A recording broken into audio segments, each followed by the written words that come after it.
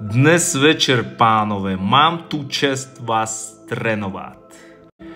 A ještě větší čest vzít vás na bojiště. Ale je tu další věc, která je pro mě ctí. To je odpověď, jež přichází po té otázce. Kdo že jsem? Jsem šampion. Správně, chci, abyste si to pamatovali při životě.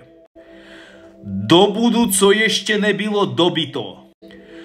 Porážka není to, co mě učili.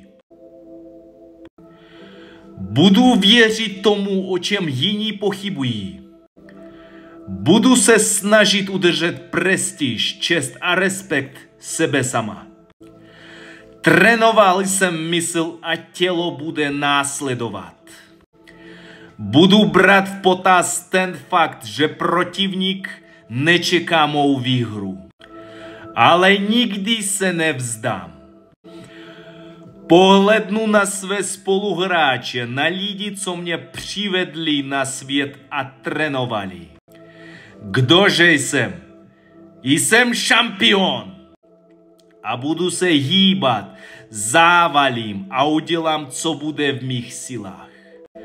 A dostanu se na bitevní pole jakýmkoliv možnými prostředky. Vytrhnu nepříteli srdce z těla a nechám ho krvácet na zemi. Kdože jsem? Jsem šampion! Skrz oběti, skrz krev, skrz pot a skrz slzy. A nenechám za sebou nepřítele. Kdože jsem? Jsem šampion. Nikdo mi nebude odporovat. Víra změní můj svět a ponese mě touto bitvou. Porážka a ústup, tato slova neznám. Těmhle definicím nerozumím, ale chápu tohle.